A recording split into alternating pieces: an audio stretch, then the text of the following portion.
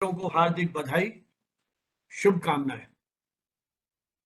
कार्यक्रम की शुरुआत में सबसे पहले मैं आज डॉक्टर स्मृति पाढ़ी, जो बालेश्वर उड़ीसा में फकीर मोहन यूनिवर्सिटी में जर्नलिज्म मास कम्युनिकेशन डिपार्टमेंट में अध्यापन कार्य कर रही हैं और आज के हमारी एक्सपर्ट भी हैं, मैं उन्हीं से अनुरोध करूंगा कि सरस्वती वंदना के माध्यम से आज के कार्यक्रम की शुरुआत करें। डॉक्टर स्मृति पाढ़ी।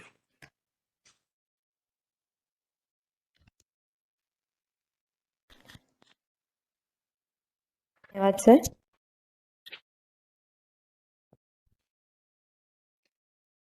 या कुन्देन्दु तुषारहार धवला या शुभ्रवस्त्रामृता या वीणावरदण्डमण्डितकरा या श्वेतपद्मासना या ब्रह्माश्रितशङ्कर प्रभृतिभिः देवैः सदा वन्दिता सा मां पातु सरस्वती भगवती निःशेषजाड्यापहा। ॐ सहना भवतु सहनो भुनक्तु सह वीर्यं करवावहै तेजस्विनावधीतमस्तु मा विद्विषावहै। ॐ शांति शांति शांति। चलिए, बहुत बहुत आभार आपका इस सुमधुर प्रस्तुति के लिए और हम इस कार्यक्रम को आगे बढ़ाते हैं। जैसा कि आप सभी को विदित है, 26 नवंबर 1949 का दिन भारतीय इतिहास का वो पल है जब देश में संविधान को स्वीकार किया गया। लागू 26 जनवरी सन 1950 को हुआ, लेकिन देश की आजादी के बाद शायद वो संविधान ही था जिसने इस देश के नागरिक को उस आजादी का एहसास कराया। यह वह संविधान है जिसने हमें अपने मौलिक कर्तव्यों का भान कराया। ये वो संविधान है जिसने हमें अपने कर्तव्यों के बारे में जानकारी दी। किसी भी देश के लिए संविधान संभवतः उसके लिए एक बहुत अधिक पवित्र ग्रंथ के रूप में माना जाता है। आज इसी संविधान दिवस के अवसर पर हम एक विशेष वेबिनार का आयोजन करने जा रहे हैं। भारतीय सिनेमा में किस तरह से संवैधानिक मूल्यों का चित्रण किया गया है, कि इस संविधान को स्वीकार करने का जो ये ऐतिहासिक दिन था, उसकी स्मृति में मनाया जाता है। वर्ष 2015 में भारत के प्रधानमंत्री श्री नरेंद्र मोदी की पहल पर यह परंपरा शुरू होती है। डॉक्टर अंबेडकर की जयंती पर उन्होंने ये घोषणा की थी और बाद में हमारा जो संबंधित मंत्रालय है उसने अधिसूचना जारी कर संविधान दिवस मनाने की जो परंपरा है 2015 में शुरू की। संयोग से आज का दिन एक दृष्टि से और महत्वपूर्ण है। आप में से बहुत सारे मित्रों ने, चूंकि हम सब लोग शिक्षा से जुड़े हुए हैं, मुख्यतः डॉक्टर हरि सिंह गौड़ का नाम सुना होगा, जो सागर में जिनके नाम से विश्वविद्यालय है, डॉक्टर हरि सिंह गौड़ केंद्रीय विश्वविद्यालय। डॉक्टर हरि सिंह गौड़ संविधान सभा के एक वरिष्ठ सदस्य थे। आज उनकी बर्थडे भी है। संयोग से आज सुबह सोशल मीडिया पर हमारे एक मित्र ने एक डिग्री डाली है, जो डॉक्टर हरि सिंह गौड़, चूंकि वो संस्थापक कुलपति थे, तो उनके हस्ताक्षर से जिस पहले विद्यार्थी को उपाधि मिली थी उसका भी अपना ऐतिहासिक महत्व है। तो 26 नवंबर का दिन संविधान दिवस और देश के प्रख्यात शिक्षाविद डॉक्टर हरि सिंह गौड़ का जन्मदिन के रूप में भी है। मैं बहुत विस्तार से नहीं जाऊंगा, संविधान कैसे बना, कितनी बड़ी विशेषताएं हैं, दुनिया का सबसे बड़ा संविधान है, बहुत सारी चीजें हैं, हम पढ़ते सुनते रहते हैं। लेकिन ये वो संविधान है जो हमारे लिए बहुत पवित्र है और इस देश का पूरा संचालन इन्हीं संवैधानिक प्रावधानों के तहत किया जाता है। देश की संप्रभुता, समाजवाद, धर्मनिरपेक्षता, लोकतंत्र, समानता, बंधुत्व, मानवीय गरिमा, राष्ट्रीय एकता, अखंडता, यही सब कुछ तो निहित है संविधान में। और हम सब लोग प्रतिबद्ध हैं इन्हीं मूल्यों की रक्षा के लिए, इन्हीं मूल्यों का अनुसरण करने के लिए। हर संस्था, हर व्यक्ति, हर नागरिक कहीं ना कहीं इन प्रतिबद्धताओं के साथ जुड़ा है। ये दिवस इसीलिए आते हैं कि हम अपनी प्रतिबद्धताओं को समय समय पर जाहिर करते रहे। सिनेमा हमारे जीवन को बहुत गहराई से प्रभावित करता है। हमारे जीवन संस्कारों, जीवन शैली के साथ सिनेमा अपनी इस 1 सदी से अधिक की यात्रा में पूरी तरह घुल मिल गया है। सिनेमा के बहुत सारे दौर हमने देखे हैं या पुस्तकों में सिनेमा के इतिहास में पढ़े हैं। वो कुछ मिनटों की फिल्में, वो चलती फिरती आकृतियां, वहां से बढ़कर आज हम तकनीक की कौन सी दुनिया में पहुंच गए। न जाने कितनी तरह के विषयों पर काम हो रहा है। सरकारी योजनाओं तक पर बड़ी रोचक फिल्में बन रही है, टॉयलेट एक प्रेम कथा जैसे।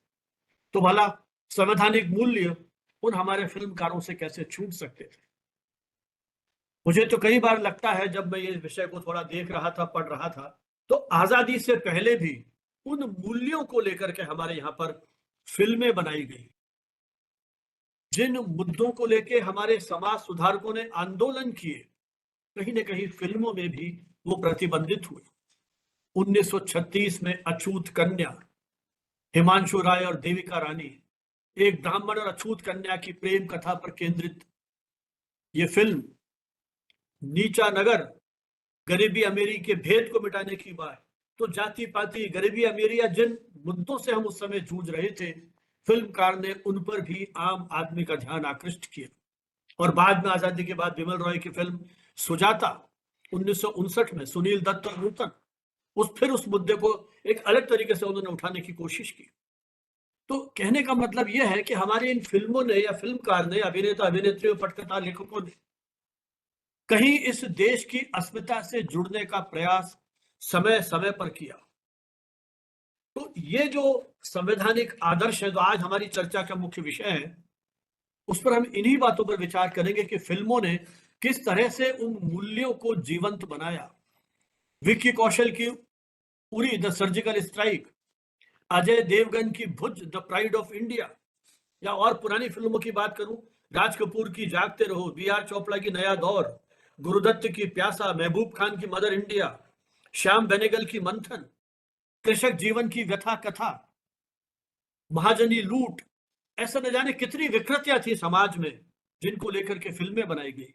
यश चोपड़ा हमारे यहाँ इस प्रकार की पारिवारिक और सांप्रदायिक सद्भाव से जुड़ी फिल्मों के रूप में, एक फिल्मकार के रूप में प्रसिद्ध है।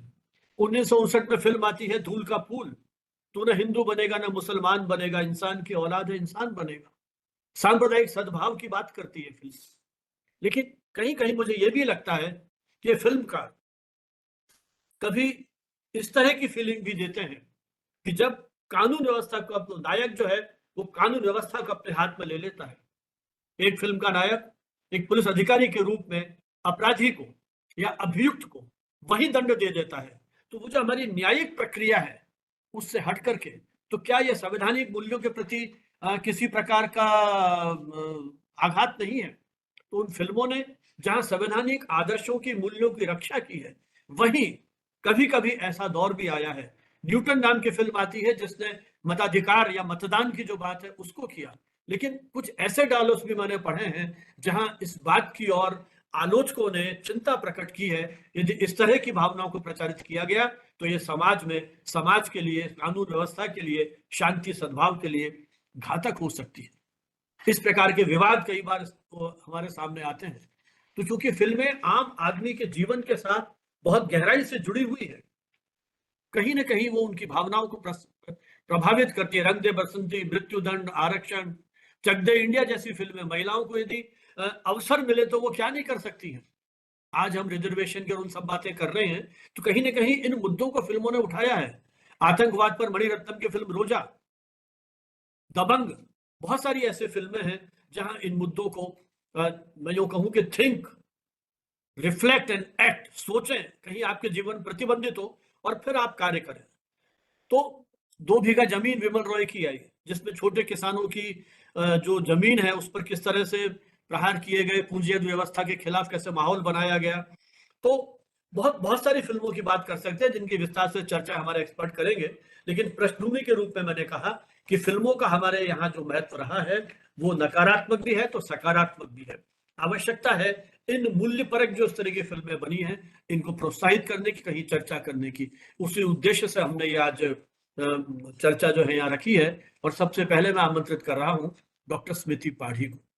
डॉक्टर स्मृति का मूल विषय जो है वो सिनेमा अध्ययन रहा है। लखनऊ से एमईटी यूनिवर्सिटी से अपनी मास्टर्स उपाधि के समय उनकी इस विषय में रुचि जागृत हुई और मेरा तो चूंकि एक बहुत लंबा जुड़ाव उनके साथ है, तो कई बार ऐसे मुद्दे आए सिनेमा को लेकर के, तो मेरी चर्चा इनसे होती रही और फिल्मों के बारे में जिस तरह की यूँ कहना चाहिए कि याददाश्त जो है, कौन सी फिल्म कब आई, क्या उसका कथ्य था, वो इनके बिल्कुल ज़ुबान पे रहता है। यूँ जयपुर में इनका करियर शुरू हुआ।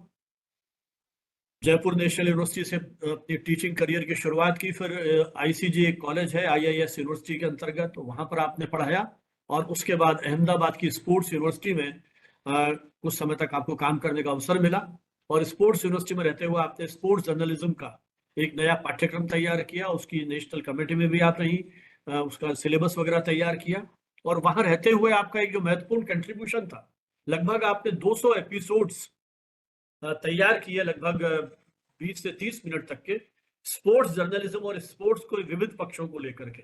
उस सीरीज के 2 एपिसोड में मुझे भी सहभागिता करने का मौका मिला था। वो स्पोर्ट्स की जो हमारे ट्रेडिशनल खेल हैं और आधुनिक खेल है, उसको लेकर के जिस तरह से आपने खेल खिलाड़ियों के साथ बातचीत की, ग्राउंड पे जाके जिस तरह से रिकॉर्डिंग की, वो अपने आप में एक बहुत महत्वपूर्ण कंट्रीब्यूशन है और वो कुछ वहाँ के जो चैनल्स हैं, उनके ऊपर भी रेगुलर टेलीकास्ट होते रहे।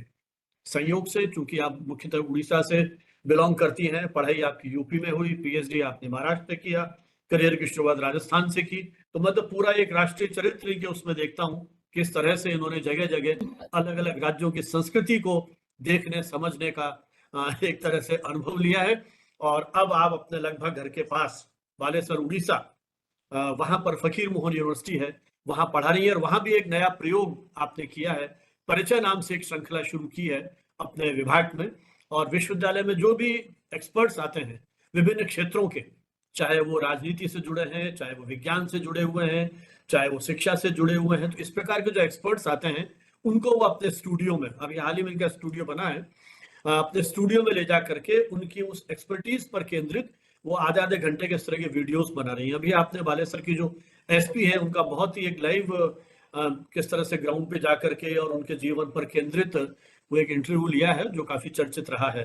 तो कहना चाहिए कि मल्टी डायमेंशनल पर्सनैलिटी आपकी है, यूनिवर्सिटी के सारे कार्यक्रम आप एंकर कर रही हैं और सरस्वती वंदना, सिंगिंग, डांसिंग सभी में आपकी रुचि रही है। परिचय दूंगा तो मैं तो पूरा, क्योंकि बहुत ही निकट का जुड़ाव रहा है और मेरे साथ यूनिसेफ और बहुत जगह काम किया है, तो विस्तार से नहीं जाऊंगा क्योंकि समय की अपनी सीमाएं हैं। मैं डॉक्टर स्मृति से अनुरोध करूंगा कि आज के विषय पर जो आपका अनुभव है, जो कुछ आप महसूस करती हैं आज के इस दौर में, वो हमारे साथ शेयर करें। डॉक्टर स्मृति। जी, जी, बहुत-बहुत धन्यवाद sir. Such a elaborate introduction of mine that you gave. I'm really feeling privileged to have got your support all throughout, all and your guidance all throughout. And this is really commendable that how continuously you have been able to organize the series of webinars. This is 104, so the number only reflects in itself the kind of commitment and dedication the entire team has. And I'm extremely privileged to be part of communication today, to have learned from you. Whatever I am is all because of your guidance, I must say, and I keep it saying on every platform. So the very outset, I thank Communication Today and Bharati Vidyapeeth New Delhi for organizing this beautiful webinar on such an apt theme. And what better date to have organized a webinar than the Constitution Day, that is today, as we celebrate the values that our Constitution, Indian Constitution, promotes. So, yes, Indian Constitution is indeed the supreme law of the land, and the different values that Indian Constitution has, like the sovereign values, socialist, secular, democratic, and republic. All of these values are have been portrayed time and again in through different themes in our Hindi films. Now, before going into the cinema that have touched upon these topics, let me, in very briefly, just 2 minutes, I will take to just underline what these values actually mean. The term sovereign, which means that India is independent and it is not subject to the control of any foreign power. The term socialist emphasizes the commitment of achieving social and economic equality through different schemes, through different steps that civil society takes, government takes, bureaucrats take. Secular, which means that we respect different religions that thrive in this country, and India is the land जहाँ पे इतने सारे धर्मों का जन्म हुआ है, इतने सारे धर्म एक साथ यहाँ पे रहते हैं. तो जो हमारी फिल्में हैं वो किस तरीके से इस वैल्यू को डिपिक्ट करती हैं अपने themes में. And democratic, of course, which highlights the role of people of this country, of this nation, in this entire electoral process. And at the same time, Constitution also promotes justice, the value of liberty and equality amongst all caste, all creed, all kind of sects, all kind of gender. So I think that is the beauty of Indian Constitution, and it also promotes this value that every single individual, every single citizen, they are equal before the law. And it also emphasizes on the sense of brotherhood and unity amidst different group of people who are living in this country. At the same time, it also gives us some fundamental rights, and it also underlines certain duties that every citizen of this country needs to follow. अब ये जो सारे values हैं, ये जो सारे themes हैं, इन पर कई फिल्में बनी हैं. From if you look at the history of Indian cinema, more than 100 years of Indian cinema, time and again, बहुत पुराने टाइम से लेकर के आज तक के जो फिल्में बनी हैं, कहीं ना कहीं ये सारे वैल्यूज उनके थीम्स में हम देख सकते हैं. And what I feel is कि जो हम हमेशा सुनते हैं कि फिल्में जो हैं, they mirror the society. What happens in the society, that gets reflected in cinema. And vice versa, that जो भी सिनेमा में हम देखते हैं उससे लोग प्रभावित होते हैं, लोगों का उठना बैठना, आचरण, कल्चर उससे इम्पैक्ट होता है, उससे इन्फ्लुएंस होता है. So it's a two round thing, it's a two way thing. Of course that is true. लेकिन हर समय की एक अपना एक माहौल था, एक अपना एक environment tha. What I mean to say is that when India became independent, the problems that India was facing during that time, the poverty, infrastructure problems, health infrastructure उतना अच्छा नहीं था. We were struggling to bring literacy amongst people. बहुत सारे लोग साक्षर नहीं थे. Population control was a problem. Family planning हम कैसे लोगों को सिखाएं, कैसे sanitation के value सिखाएं, open defecation कैसे बंद करें. There were so many problems.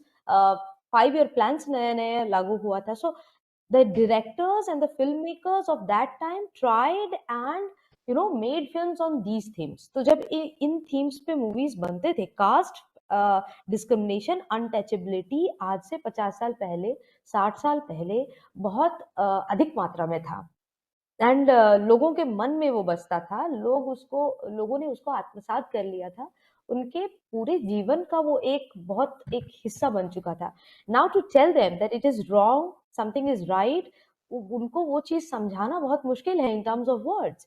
So Indian cinema is such a powerful medium. आज भी हमें याद है कि हम 4 साल 5 साल की उम्र में जो फिल्म हम देख के आए थे मम्मी पापा के साथ, आज भी हमें उसका टोन ध्यान है, उसकी याद है, क्या पहन के गए थे वो याद है. So you see, such is the power of cinema. बोल के उनको नहीं समझा पाते, जो बातें हमारी जनता ऐसे लिखने से या स्कीम से या कोई सोशल सर्विस से जो हमारे टीम्स जाके उनको नहीं समझा पाते, सिनेमा ने उनको वो चीज समझाया through stories which had songs and dances and music and the entire one story was woven around that entire team. सो उसके माध्यम से जब लोगों ने वो चीजों को देखा, इस तरीके के स्टोरीज को देखे, तो उन्होंने उस चीज को एक्सेप्ट किया और वो एक्सेप्टेंस लेवल अच्छे से वो रहा. So that was very it is a very difficult thing. तो sir was mentioning about this film Sujata. So it brings a very vivid memory to me. So Sujata is the classic Indian film जो कि 1959 में release हुई, which was directed by Bimal Roy, and you see कि किस तरीके से जो main जो कैरेक्टर है सुजाता, वो जो लेडी है, it is played by Nutan, the renowned actress. Now she is a little girl who is adopted by a Brahmin family. तो वो पूरी बड़ी हो जाती है उस घर में, इस घर का सारा काम वो करती है, सबका ख्याल रखती है, फ्रॉम दवाई देना to doing all task of that house. पूरे घर के सभी लोगों के जुबान पे उसी का नाम है, सुजाता सुजाता, ये लाओ, वो करो, ये कर दो, मतलब entire family depends on Sujata. And then when she falls in love with a Brahmin man, a Brahmin boy, जिसके लिए सुजाता की जो जो ओरिजिनल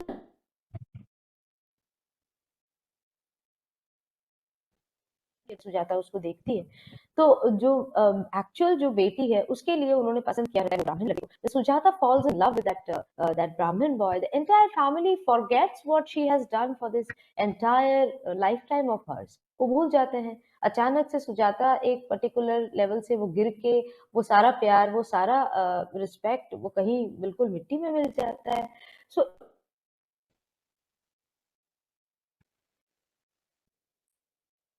इतना बड़ा, सो हाँ, towards the family, और जब की बाकी तरीके से सब वेकेशन है, फैमिली को कम नहीं हुआ है, बाकी फैमिली को रियलाइज करती है एंड देन एक्सेप्ट कर लेती है उन दोनों के रिश्ते को। Now this is a love story, but around the love story the main theme is that of caste discrimination. So you see that these kind of movies, they have played such an important role. Sairat जो picture जो आई थी again 2016 में, which was a Marathi film, उसका हिंदी में भी उसको बनाया गया, और which was in lead role we saw Ishan Khattar and Janvi Kapoor. उसमें you see again they have taken up this theme of caste discrimination.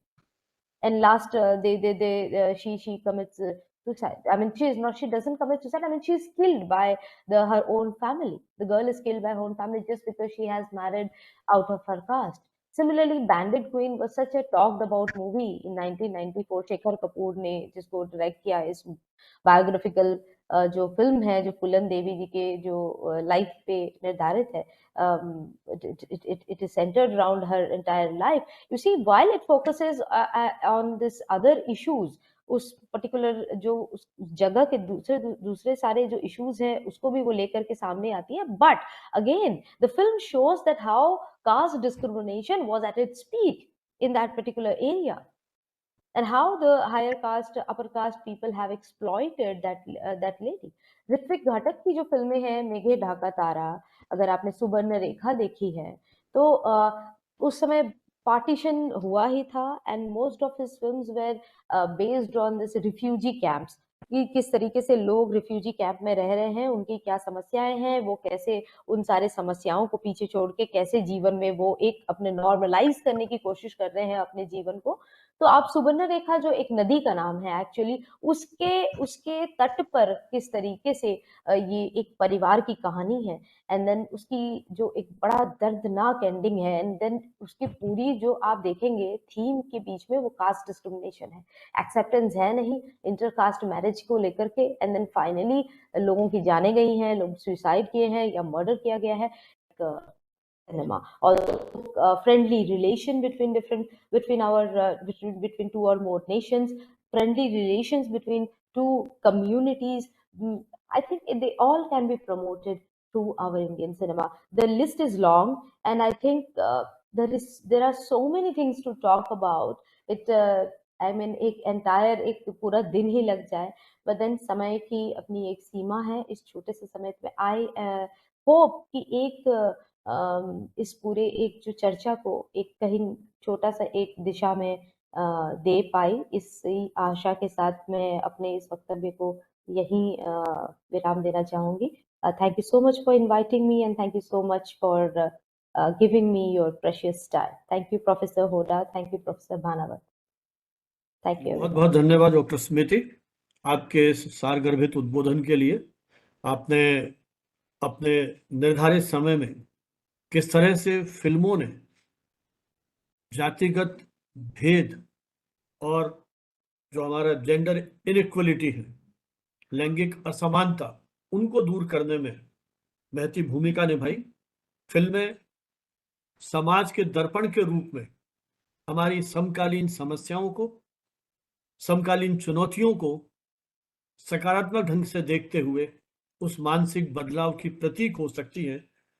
बहुत सारी फ़िल्मों के आपने उदाहरण दिए, उनके कथ्य को ध्यान में रखते हुए, किस तरह से फ़िल्मों ने अपने उस आधार भूमिका को तैयार किया। बहुत-बहुत आभार जिस तरह से आपने अपना वक्तव्य रखा और